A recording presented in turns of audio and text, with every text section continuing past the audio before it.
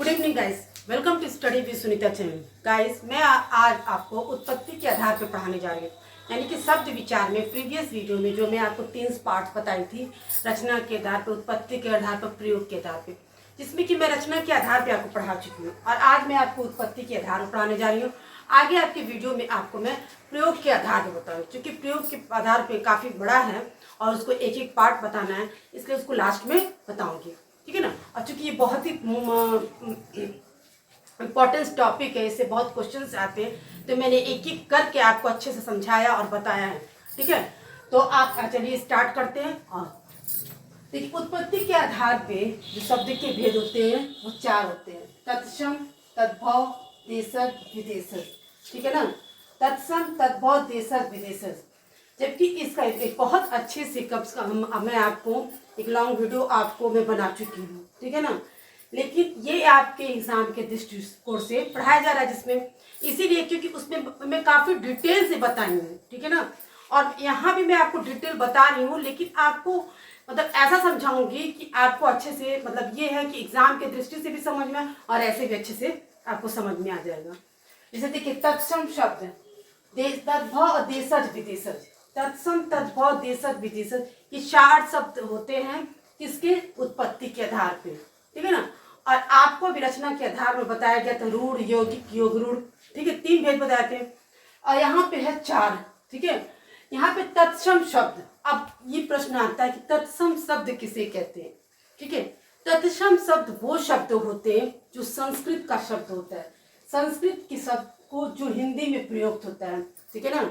वो शब्द जो संस्कृत का शब्द होता है और हिंदी में उसका प्रयोग करते हैं, ठीक है ना। जैसे देखिए, अंक, ये सब आपके तत्सम शब्द हैं। अब इसको हम लोग क्या किए, हिंदी में अंक बोलते हैं ना, जो आपके नंबर मिलते हैं, मार्क्स मिलते हैं उसमें, तो हम लोग कहते हैं इतने अंक मिले, ठीक है। तो वो शब्द है आपके संस्कृत के शब्द, लेकिन हमने हिंदी में बोलना उसको शुरू कर दिया। यानी कि यही कहा जा रहा है ये कि वो शब्द जो संस्कृत के मूल शब्द है, लेकिन आज हम उसको हिंदी में उसका प्रयोग करने लगे हैं, उसी को हम तत्सम शब्द कहते हैं। उदाहरण के लिए देखिए, जैसे अंक है, खजूर है, ठीक है। खजूर देखिए, यही ऊपर अर्घ की मात्रा लगी तो खजूर हो गया है, इसी को हम क्या करें, यहाँ हटा देंगे तो क्या हो जाएगा, खजूर हो जाएगा।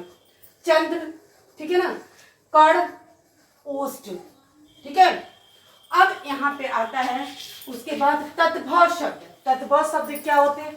हिंदी में प्रयुक्त संस्कृत के बिगड़े रूप को तद्भव, यानी कि संस्कृत का जो शब्द, देखो संस्कृत शब्द थोड़ा सा कठिन होता है जैसे, ठीक है ना, इसीलिए उसका जो है उसी को बिगड़े रूप कह दिया है। मतलब बिगड़ा रूप का मतलब ये मत समझ लीजिएगा कि हमने इसलिए बिगड़ा रूप किया, संस्कृत शब्द थोड़ा सा अलग होता है, जैसे इस टाइप से, इस चीज से थोड़ा सा समझना वो होता है। हिंदी के शब्दों को हम आसानी से पढ़ सकते हैं, बट संस्कृत के शब्दों को और उसको उतना आसानी से नहीं पढ़ पाते, ठीक है। उसका उच्चारण करना, उसका पढ़ना तो बहुत थोड़ा का कठिन होता है, इसीलिए इसको कहा है कि संस्कृत के बिगड़े रूप को तद्भव कहते हैं, ठीक है ना। हिंदी में प्रयुक्त होता है प्रयुक्त संस्कृत के बिगड़े रूप को तद्भव कर। जैसे देखिए, जो भी तत्सम शब्द हैं, यानी कि सीधा साधा आप समझ लीजिए, जो भी आपका तत्सम शब्द होगा तो वो आपका संस्कृत का शब्द होगा और उसका जो हिंदी शब्द होगा वो आपका तद्भव हो जाएगा, ठीक है ना। लेकिन जो तद्भव शब्द होता है वो हिंदी का होता है, वो आसान हो जाता है और संस्कृत वाला थोड़ा सा टेढ़ा हो जाता है, इसीलिए इसको हम तत्सम शब्द करते हैं और इसको तद्भव कहते हैं। जैसे देखिए, अंक का क्या आ जाता है, आँख, खजूर, इस तरह से खजूर लिखेंगे। कड़, हम लोग कड़ बोलते हैं, ठीक है ना, और तत्सम शब्द, लेकिन उसका हिंदी शब्द क्या होता है, कान, ओष्ठ, होठ, जीवा, जीभ, दधी, दही, मयूर, मोर, नासिका, नाक। देखिए, बहुत जगह पे बहुत आपने वीडियो ऐसा भी देखा होगा किसी किसी में, जैसे जीवा पे प्रयोग होता है, तो जीवा पे प्रयोग होने का मतलब वो तो संस्कृत का शब्द बोलते हैं, इसका वो तद्भव शब्द क्या होगा, जीव। अब दही बोलते हैं हम लोग, दही का जो तत्सम शब्द होता है दधी, तो दधी ना बोल के हम उसका क्या बोलते हैं, तद्भव, यानी कि हम दही बोलते, जो हमको आसान लगता है, यानी कि हमारी जो बोलचाल की भाषा में जो हमको आसान लगता है वही बोलते हैं, ठीक है ना। तो जो आसान कौन सा लगेगा हमको, तद्भव शब्द ही बोलना, संस्कृत बोलना नहीं हमको लगेगा, तद्भव शब्द ही लगेगा, इसीलिए हम यहाँ पे दही बोलते हैं। अब कोई मयूर नहीं बोलते, सबको मालूम है मयूर मतलब मोर होता है, लेकिन मयूर नहीं बोलते, हम लोग मोर बोलते हैं। ठीक है, ये थे आपके तत्सम सब और तद्भव सब। बस इतना सीधा साधा समझ लीजिए कि आपको प्रश्न इस तरह से आता है कि उत्पत्ति के हाल कितने शब्द होते हैं? 4। तत्सम, तद्भव, देशज, विदेशज। तत्सम शब्द क्या होते हैं? बस इतना समझिए, संस्कृत के वो शब्द होते हैं, संस्कृत की वो मूल शब्द जो हिंदी में प्रयुक्त होता है। आप हिंदी की शब्दों में आ गए हम, ठीक है ना। जैसे अभी बताया गया यहाँ पे अंक, खजूर, चंद्र। चंद्र हम लोग है, और उसको आप लोग क्या बोलते हैं? चंद्रमा। चांद, चंद्रमा नहीं बोलते, चांद बोलने लगे। तो चंद्र का चांद जो होगा वो क्या हो जाएगा? चांद जो होगा तद्भव शब्द हो जाएगा। तद्भव हिंदी में प्रयोग संस्कृत के बिगड़े शब्द के रूप को तद्भव करते हैं। अब हिंदी में प्रयुक्त होता है, लेकिन संस्कृत का वो शब्द जो होता है और उसको हिंदी में हम जब प्रयुक्त करते हैं तो वो तद्भव हो जाता है। उदाहरण के लिए इसलिए मैंने बता दिया, अंक का क्या हो जाता है? आग।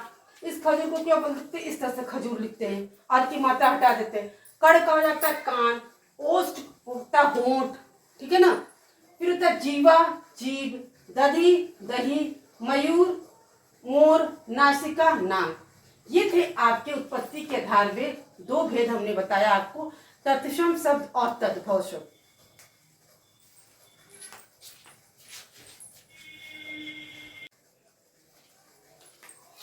चलिए गाइस, अभी तक ने आपने पढ़ा तत्सम शब्द और तद्भव शब्द। अब हम पढ़ते हैं देशज और विदेशज, यानी कि और जिन उत्पत्ति के आधार पर जो 4 शब्दों के भेद हैं, जिसमें तत्सम, तद्भव, देशज, विदेशज।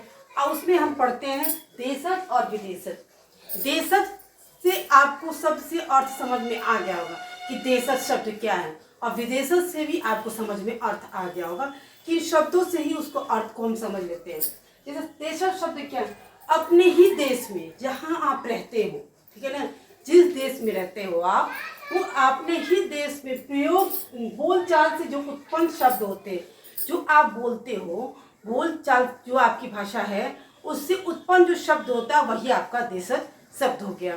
ठीक है, जो आप हमेशा बोलते हो शब्द, ठीक है, जो आपके देश में प्रयोग होता है, आपके बोलने से जो शब्द उत्पन्न होता है वही देशज शब्द हो गया। जैसे आप बोलते हैं ना कबड्डी, कबड्डी खेल जो होता है, कबड्डी खेल, ये आपके देशज शब्द में आ गया, क्योंकि ये आपके अपने देश में इसको खेल में बोला जाता है। आपका ये एक खेल है कबड्डी, जो 2 भाग होते हैं और कबड्डी कबड्डी करके लोग खेलते हैं।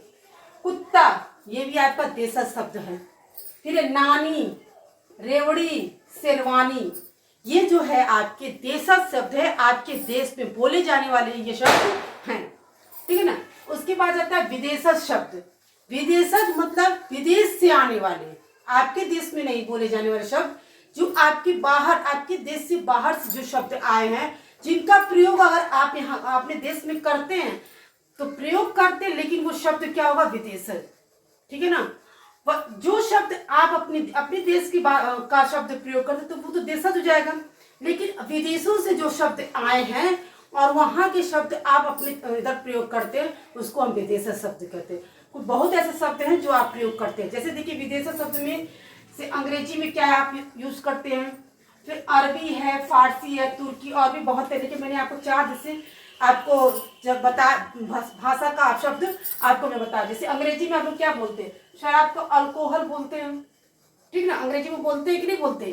तो अंग्रेजी कहाँ का शब्द है? हमारे देश का तो है नहीं, बाहर का विदेशी शब्द है। आज हमारे देश में लोग उसको बोलने लगे। फिर फ्राइडे, जिसको हम हिंदी में बोलेंगे शुक्रवार, बट इसमें क्या होता है? फ्राइडे, ठीक है। गाउन, चर्च, स्कूल, ये जो शब्द है कहाँ का शब्द है? विदेशी शब्द है। उसके बाद आता है अरबी। अरबी भी एक भाषा है जिसका जो शब्द है, ठीक है, कौन सा? अक्ल, अजनबी, अजब, गलत, ठीक है ना। फारसी में क्या है? अंगूर, अंदर, अंदाज। तुर्की, काबू, कुर्ता, हम लोग बोलते हैं ना कुर्ता पहने, कुर्ता पैजामा, ये शब्द हमारा नहीं है, वो सब विदेशी शब्द। कुर्ता पैजामा अपने वहाँ का शब्द है, पर कुर्ता कहाँ का शब्द है? विदेशी शब्द है।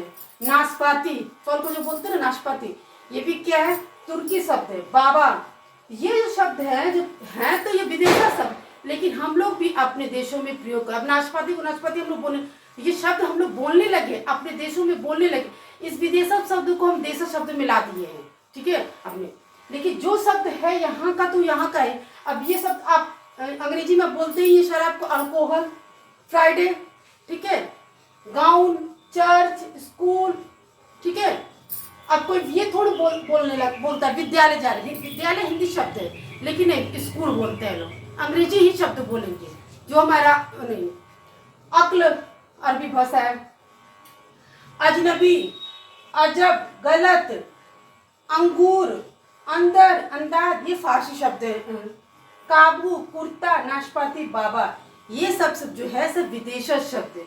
देखिए गाइस, मैंने आपको तत्सम शब्द पढ़ाया जो बहुत अच्छे से बताया, एक एक लाइन की परिभाषा में आपको मैंने एकदम क्लियर कर दिया जो आप कोई भूल ही नहीं सकते हैं, ठीक है ना। बहुत अच्छे से आपको बता दिया ताकि एग्जाम में कैसे भी घुमा फिरा के कैसे भी देगा आप कर सकते हो।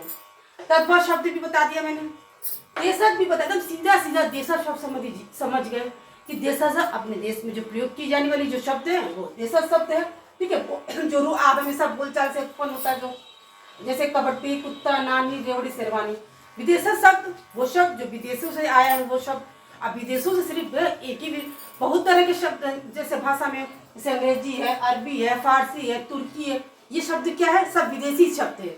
और विदेशी में कौन कौन से शब्द ऐसे इस्तेमाल होते हैं सब मैंने इसमें लिखा। और भी बहुत शब्द हैं लेकिन मैंने आपको कुछ ही यहाँ पे लिखा है, ठीक है। तो जैसे जैसे अभ्यास में करेंगे आपको समझ में आ जाए। ये थे आपके, आज मैंने आपकी उत्पत्ति के आधार पे तत्सम, तद्भव, देशज, विदेशज शब्द को प्रयोग को का जो है आपको मैंने पूरा कंप्लीट कर दिया और मैंने बहुत अच्छे से और बहुत आसान से बताया और टिप्स एंड ट्रिक्स के साथ आपको बताया जो आपके बहुत बहुत एग्जाम में काम आएगा, ठीक है गाइस। तो मिलते हैं नेक्स्ट वीडियो में।